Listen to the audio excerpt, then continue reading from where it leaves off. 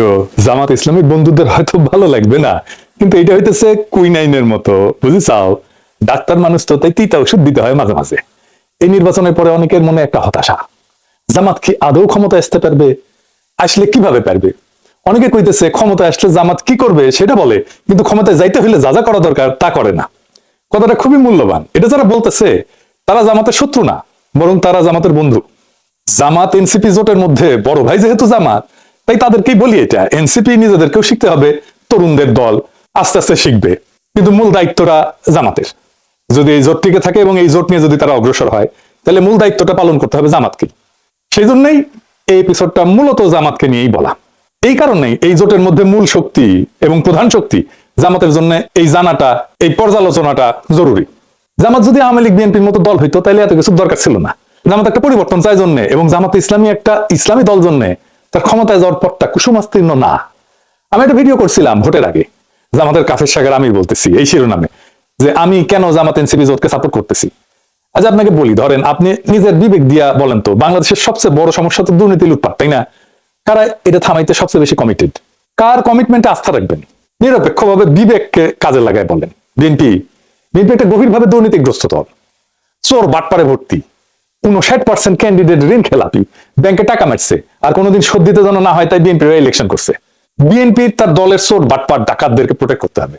জামাত এনসিপিতে কোনো দলের ভেতরে চোরকে প্রোটেক্ট করতে হবে না তো। এই লোকগুলো ভালো, সৎ, এনসিপির ছেলেরা তরুণ, এরাই হাসিনাকে হটাইলো, লড়াকু, আদর্শবাদী, মানুষ ভালোবাসে তাদেরকে। তো আপনি কারে সাপোর্ট করবেন? দেশের স্বার্থ যদি সবার আগে হয়, তাহলে জামাত এনসিপি। জামাতের সংগঠন বিশাল, কি বিশাল বিশাল শোডাউন করলো, বেশিরভাগই শোডাউন হয়েছে বিএনপি চাইতে বড়। বাসে, ট্রেনে, লঞ্চে বাড়ি যাইতেছে, দাড়িপাল্লার স্লোগান দিয়ে দেওয়া যাইতেছে। আবার শোনেন,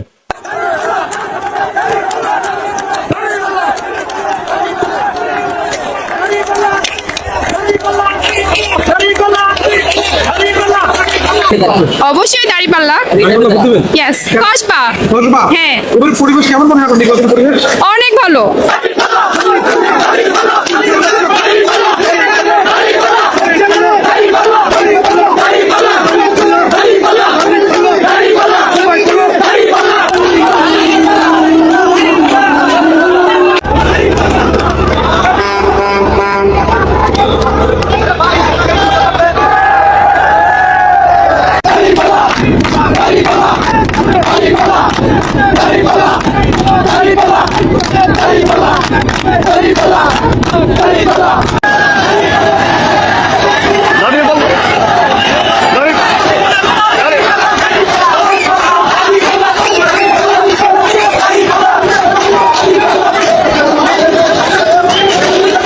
কি জোয়ার!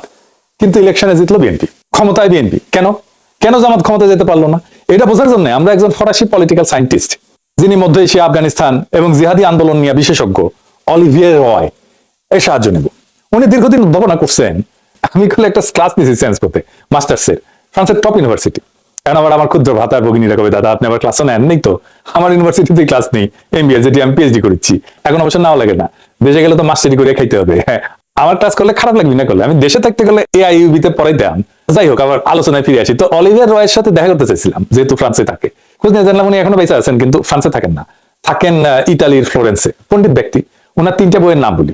দ্য ফেইলিয়ার অফ পলিটিক্যাল ইসলাম। আজকের আলাপ মূলত এই বইয়ের থিওরির উপরে।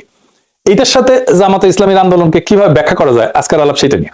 ওনার একটা বই আছে, গ্লোবালাইজ ইসলাম। এখানে উনি বলতেছেন যে গ্লোবালাইজেশন ইসলামকে এক ধরনের শক্তি দিচ্ছে, গ্লোবালাইজ ইসলামিক আইডেন্টিটি দাঁড়াইতেছে, কিন্তু আরেকদিক থেকে তার নিজস্ব ভূখণ্ডের ঐতিহ্যের সাথে তার সম্পর্ককে ছিন্ন করে দিচ্ছে, দুর্বল করতেছে, তাকে সংস্কৃতি থেকে আলাদা করে একটা বিমূর্ত গ্লোবাল আইডেন্টিটিতে পরিণত করছে। সেই কারণে রাষ্ট্র ক্ষমতা সেই বিমূর্ত গ্লোবাল আইডেন্টিটি প্রজেক্টকে পুরোপুরি ধারণ করতে পারতেছে না রাষ্ট্রটা। আর একটু বুঝাই বলি, সব ধর্মে স্থানীয় ধর্ম চর্চার একটা তরিকা থাকে, যেটা তার সংস্কৃতির খুব গভীরে প্রথিত থাকে। সে চর্চাটা আবার অন্য দেশে চলে না। আমি ধরেন হিন্দু ধর্মের উদাহরণ দিই, ধরেন বাঙালি হিন্দুরা দুর্গাপূজা করে, তাই না? এটা কিন্তু অন্য এলাকার হিন্দুরা করে না। এইটা তার এই মাটির কালচারের মধ্যে আছে। এরকম ইসলামে এমন কিছু চর্চা আছে বাংলাদেশে, যেটা গ্লোবালি অন্য দেশে হয় না, অন্য দেশে মুসলমানরা করে না। আবার অন্য দেশের মুসলমানরা এমন কিছু চর্চার মধ্যে আছে, যেটা আবার বাংলাদেশের মুসলমানরা করে না। তো এখন গ্লোবাল আইডেন্টিটি দাঁড়াইতেছে, কিন্তু স্থানীয় যে লোকজ স্থানীয় চর্চা, এইটা আন্তর্জাতিক যে ইসলামী পরিচয়, এটার মধ্যে থাকতেছে না, থাকা সম্ভব না। তারা জানেও না যে এরকম একটা চর্চা আছে। আর ওনার একটা বই আছে, জিহাদ এন্ড ডেথ। এইখানে যে জিহাদি অ্যাক্টিভিটিস বইলা যেগুলো চলে আর কি, এটা ধর্মের সাথে যুক্ত না, এটা আধুনিক পরিচয় সংকটের সাথে যুক্ত। এটা উনি দেখাইতেছেন। যারা ইসলামী উগ্রবাদী রাজনীতিতে আসতেছেন তাদের বেশিরভাগই আধুনিক সেকুলার শিক্ষায় শিক্ষিত। কেন এমনটা হইতেছে সেটা বুঝতে হলে এই বইটা পড়তে হবে। এটা একটা রেফারেন্স বই। আপনি এই বইটা পড়লে হোলি আর্টিজানের ঘটনা ব্যাখ্যা করতে পারবেন। অলিভার রায় তার ফেইলিওর অফ পলিটিক্যাল ইসলামে এবং গ্লোবালাইজ ইসলামে যা যা বলছেন তা দিয়ে জামাতের বাংলাদেশে ইসলামী আন্দোলনের সমস্যাগুলোকে এবং আগামী পথ চলার রাস্তাগুলোকে কিভাবে ব্যাখ্যা করা যায় সেটা আজকে দেখব। রয়ের মূল কথা ছিল ইসলামপন্থী আন্দোলন রাজনীতিকে দেখতেছে একটা নৈতিক মিশন হিসেবে, একটা মরাল মিশন হিসেবে, কিন্তু আধুনিক রাষ্ট্র চলে ক্ষমতার হিসাব দিয়ে। ইসলামী আন্দোলন দেখেন নৈতিক মিশন হিসাবে, কিন্তু আধুনিক রাষ্ট্র চলে ক্ষমতার হিসাব দিয়ে। এই দুইটার দ্বন্দ্বই ইসলামী দলগুলোকে ক্ষমতা আসতে বাধা দেয়। রাষ্ট্রের টিকে থাকতে হলে দরকার কি? প্রশাসন দরকার, শক্তির ভারসাম্য দরকার, জোট ব্যবস্থাপনা দরকার, বাস্তব কৌশল দরকার। কিন্তু কেউ যদি শুধু নৈতিক ভাষায় রাজনীতি করে আর অন্যরা কৌশল নিয়ে করে, তাহলে নৈতিক দল পিছায় করবে। তাই হইতেছে। এখানে রয় যে সমস্যার কথা বলছেন তাকে তিনি বলতেছেন ওভার আইডিয়ালাইজেশন, অর্থাৎ অতিরিক্ত মতাদর্শিক কঠোরতা, আদর্শগত বিশুদ্ধতা, ইডিওলজিক্যাল পিউরিটি। এটা ধরে রাখতে গিয়ে বাস্তব রাজনৈতিক সমঝোতা কঠিন হয়ে যায়। এটা রয় বলছেন নৈতিক বৈধতা বা মরাল লেজিটিমেসি। ইসলামিস্টরা মরাল লেজিটিমেসি বা নৈতিকতা ধরে রাখতে গিয়ে রাজনৈতিক কার্যকারিতা হারায় ফেলে, মানে পলিটিক্যাল এফেক্টিভনেস হারায় ফেলে। সে মরাল লেজিটিমেসি ধরে রাখে কিন্তু পলিটিক্যাল এফেক্টিভনেস হারায় ফেলে। রয় এটা বলেননি যে নৈতিকতা বেশি ছিল জন্য হারিয়েছে, তা বলেননি, কিন্তু বলছেন তাদের বিপ্লবী যে নৈতিক কল্পনা সেটা আধুনিক রাষ্ট্রের যে প্রশাসনিক বাস্তবতা এটার সাথে খাপ খায় না। অর্থাৎ সমস্যাটা নৈতিকতার না, বরং নৈতিক প্রকল্প বনাম রাষ্ট্র ক্ষমতার বাস্তব লজিকের সংঘর্ষ। ধরেন ইসলামী দল যদি একটা গাছ হয়, খাড়া শক্ত গাছ হয়, আর রাষ্ট্র ক্ষমতা যদি ঝড় হয়, তাইলে ঝড়ে তো গাছটাকে কাইট হইতে হবে, তাই না? কাইট হইতে না পারলে তো গাছটা ভেঙে যাবে। আর একটা বিষয় এটা দেখাই দিই, আমি এটা আগে বলছিলাম আমার আগের এপিসোডে, রাষ্ট্র তো আসলে একটা প্রতিষ্ঠান, তাই না? কিন্তু আসলে কেমন ধরনের প্রতিষ্ঠান এটার গুরুত্ব আছে। এই বিষয়টা এখানে একসাথে মিলাই বুঝলে বিষয়টা আরো পরিষ্কার হবে। তো রাষ্ট্র আসলে কেমন ধরনের প্রতিষ্ঠান? মার্কস ভেবার উনি বলছিলেন যে, শুনছেন আমি আমার মেলা এপিসোডে বলছি, উনি বলছেন যে রাষ্ট্র হইতেছে বৈধ শক্তি প্রয়োগের একচেটিয়া প্রতিষ্ঠান। বৈধ তার মানে রাষ্ট্র মানে পিটানির ক্ষমতা, বৈধ পিটানির ক্ষমতা। তার হাতে আছে পুলিশ, আমলাতন্ত্র, গোয়েন্দা কাঠামো, আইন প্রয়োগ ক্ষমতা, সবই জোর খাটানোর কিন্তু বিষয়, জোর খাটানোর ঘটনা। রাষ্ট্র তার সার্বভৌমত্ব প্রয়োগ করে, জোর খাটায়, বুঝায়, নসিহত করে, কিন্তু তার ক্ষমতা প্রয়োগ করে না, সে জোর খাটায় প্রয়োগ করে। আপনি না মানলে আপনারা জেলে ঢুকাবে, আপনি না মানলে আপনারা পিটাবে। সেই জন্য রাষ্ট্র একটা নিরপেক্ষ নৈতিক মেশিন না, এটা একটা শক্তির কাঠামো। আপনি যদি একদম আদর্শবাদী অবস্থানে যান, সব দুর্নীতিবাজকে শাস্তি দেব, দলীয়করণ বন্ধ করব, তাইলে আগে থেকে রাজনৈতিক ভাবে যে বিন্যস্ত রাষ্ট্রযন্ত্র আপনার বিরুদ্ধে কাজ করা শুরু করবে। তাই হয়েছে। গান্ধী বলছিলেন ক্ষমতা আসে হেজিমনি থেকে। হেজিমনি মানে কর্তৃত্ব, নৈতিক কর্তৃত্ব। এই কর্তৃত্ব আসে দুইটা জিনিস থেকে, জনসম্মতি আর বল প্রয়োগ। হাসিনা পালাইলো কেন? কারণ তার বল প্রয়োগের খুব কার্যকর মেশিনারি ছিল, কিন্তু জনসম্মতি ছিল না। উনি বলেন যে রাষ্ট্র ক্ষমতা টিকে থাকে দুই পায়ে দাঁড়ায়।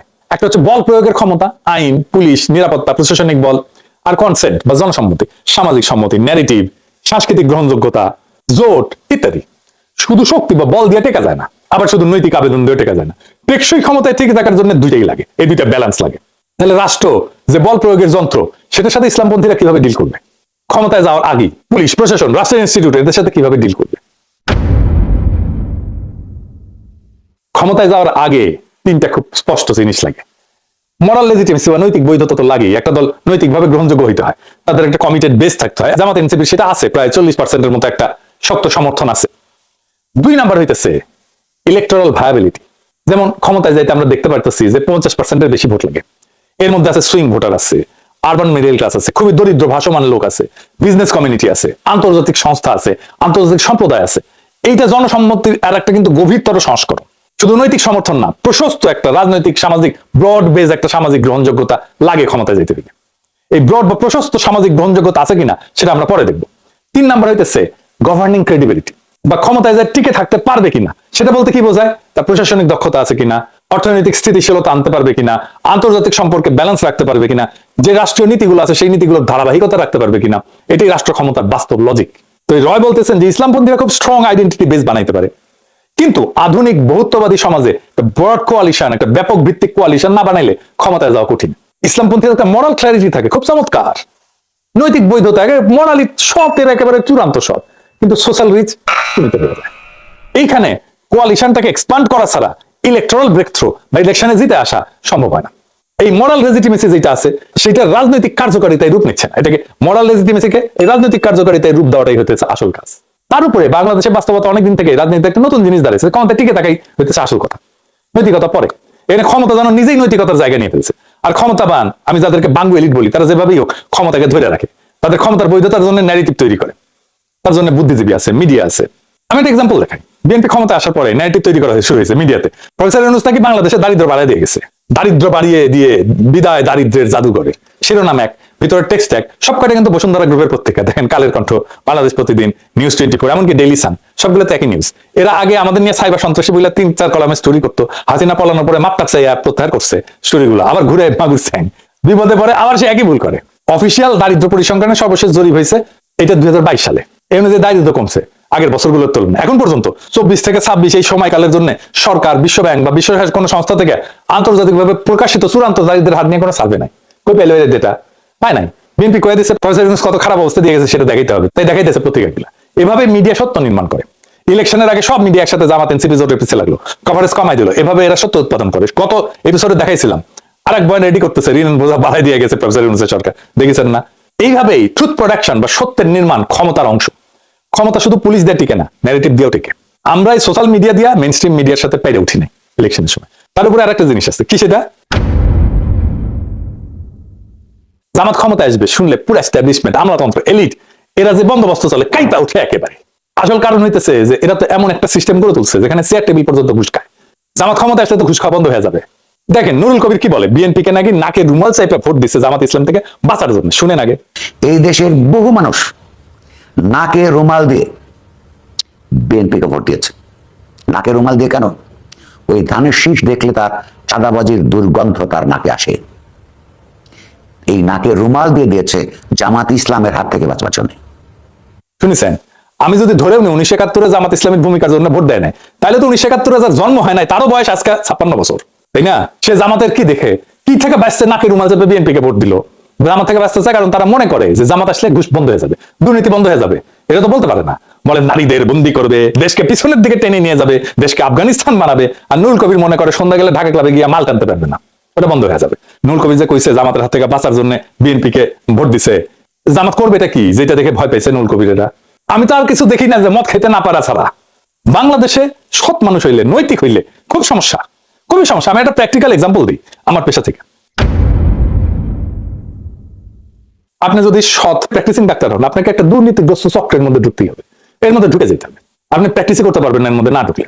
আপনি সৎ থাকতে চাইবেন, পারবেন না, পারবেনই না, একেবারেই পারবেন না। রুগী পাবেন না, রুগী যায় যেখান থেকে, ওই যে ফ্রন্ট ডেস্ক, ওইখানে আপনার অ্যাপয়েন্টমেন্টই না হবে না, বলা হবে আপনি দেশে নাই, আজকে আসবেন না, অসুস্থ, আরো নানা কথা ঘুরে বেড়াবে বাতাসে, বলা হবে আপনি ইমার্জেন্সি টাইমে পাওয়া যায় না, আপনাকে ফোন করলে আপনি ধরেন না, আপনি রুগীর সাথে খারাপ ব্যবহার করেন, আপনি রুগী মেরে ফেলেন, আপনি সিজার করতে যায় বাচ্চা পাচা কেটে ফেলেন, আপনার চাকরি চলে যায়, যায় অবস্থা, আসেন কয়েকদিন, দেখেন কয়দিন থাকে। এই তো সেদিন ওটির টেবিলে একটা রুগী মারা গেল, আপনি শেষ।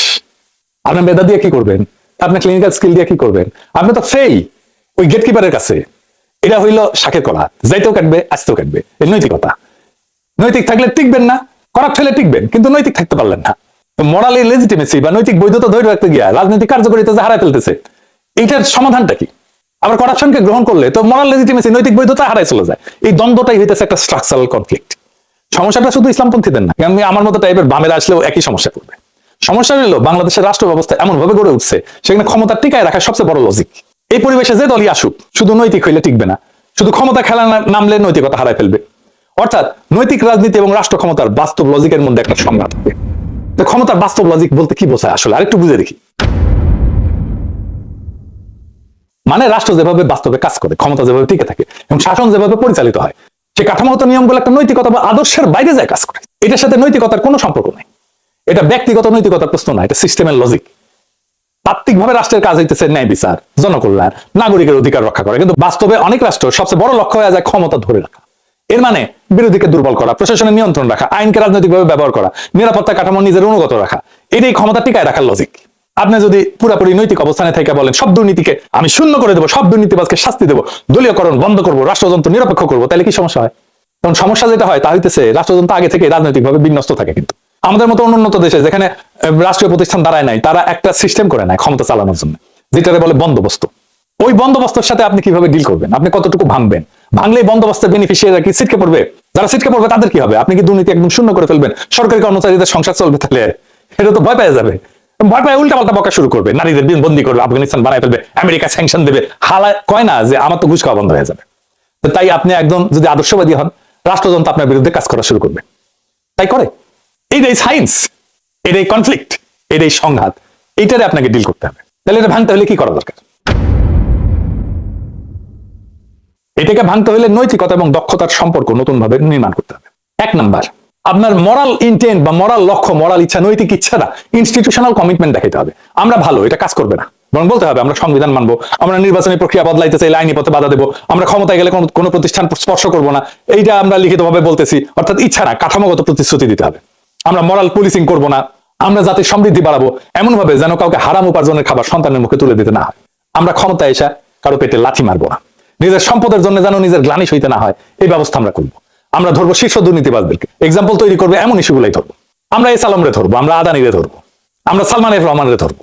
2 নাম্বার, আমার কর্মসূচি এটা কোনো গোপন বিষয় না, এটা প্রেডিক্টেবল হবে, মানুষ আগে থেকে জানবে সরকার কি করতে যাচ্ছে। লিখিত নীতিপত্র থাকতে হবে, প্রকাশ্য অর্থনৈতিক পরিকল্পনা রাখতে হবে, সংখ্যালঘু নারীর অধিকার বিষয়ে স্পষ্ট চার্টার করে, অবস্থান চার্টার করে। আমি বলছিলাম নারী চার্টার লিখতে, সংখ্যালঘু চার্টার লিখতে।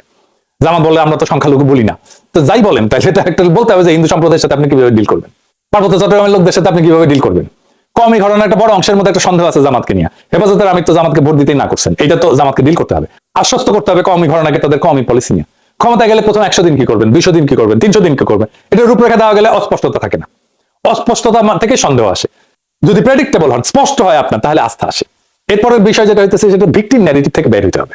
সবসময় যদি আপনি বলেন আমাদের মাইসে আমরা মারা খাইতেছি, এটা সত্য হইলেও রাজনৈতিকভাবে দুর্বলতার বার্তা দেয়। মানুষ এমন কাউকে নেতা মানে না যারা নিজেদেরকে রক্ষা করতে পারে না, মানুষ হ্যাডোমালা লোকদেরকে নেতা মানে। আপনি সমবেদনা পাবেন, আহা উহু করবে, মেলা কিছু বলবে, কিন্তু ছাপ্পা মারবে যায় ধানের শীষে, বলে আরে দূর, ওদেরকে তো ভোট দিলে ওরা রাখতেই পারে না, ওদেরকে তো মাইরা ছাপা করে দেয়। এর বদলে নিজেদেরকে বিকল্প শাসক হিসেবে, শক্তিশালী শাসক হিসেবে উপস্থাপন করেন, রাজপথে নিজের শক্তির জানান দেন। রাজনৈতিক কর্মসূচি থামাইবেন না, রমজানও আপনি থামাবেন না, রমজানও আপনার কর্মসূচি চালাইতে পারেন। এই কাজটা এনসিপি জামাত উভয় করতে পারে। ইফতার পার্টি করবেন, ডাক দিবেন সবাইকে, সবাই ইফতারি নিয়ে আসবে আপনার এলাকায়। আপনি অ্যারেঞ্জমেন্ট করবেন খাওয়ার জায়গার, নামাজের জায়গার, পানির আর জিলাপির, সবাই ইফতারি নিয়ে আসবে, আপনার ওখানে বসবে, আপনি জিলাপি দেবেন, পানি দেবেন, খাওয়ার জায়গা দেবেন আর নামাজের জায়গা দেবেন। বাকি খাবার সবাই সাথে নিয়ে আসবে, একসাথে ইফতার করবেন এলাকায় এলাকায় যাইয়া। ব্যাপক এবং বিপুল জনসংযোগের কাজ হবে। আপনারা 5 স্টার হোটেলে ডাইকায় না ইফতার খাওয়ানোর কালচার থেকে বাইরে আসতে হবে। শাসকের যে কালচার, এই কালচারটাকে আপনাকে ভাঙতে হবে। আপনি যদি ভাঙতে না পারেন তাহলে আপনি বিকল্প শাসক হিসেবে নিজেকে দেখাইতে পারবেন না। আপনি বিকল্প শাসক হইতে হলে আপনার বিকল্প কালচার থাকতে হবে। মনে রাখবেন আপনি শুধু ভুক্তভোগী না, আপনি বিকল্প শাসক। তবে সব নির্যাতনের ডকুমেন্টেশন রাখবেন, মামলা করবেন, ভিকটিমের বাসায় যাবেন, কোনো ভিকটিম যেন না থাকে যার বাসায় আপনি যান নাই। 4 নাম্বার, সংঘর্ষ না, কম্পিটেন্স দিয়ে শক্তি দেখাবেন। ক্ষমতার লজিককে হারাইতে হইলে সহিংস বা আবেগী প্রতিক্রিয়া না, প্রমাণ করতে হবে আপনি সংগঠিত। আপনার প্রশাসন বোঝেন, আপনি অর্থনীতি বোঝেন, আপনি আন্তর্জাতিক সম্পর্ক বোঝেন, আপনি কূটনীতি বোঝেন, এমনকি আন্ডারওয়ার্ল্ড বোঝেন। আপনার কোয়ালিশনকে ব্যাপক করতে হবে। আমি কয়েকদিন আগের এপিসোডে দেখাইছিলাম গণসংগঠন করার কথা, নারীদের সংগঠন করার কথা, সেটার কাজে হাত দেন। কোয়ালিশনকে ব্যাপক করার মানে এই না যে আপনি রাজনৈতিক দলের কোয়ালিশন করবেন, অনেকগুলো রাজনৈতিক দল আনবেন।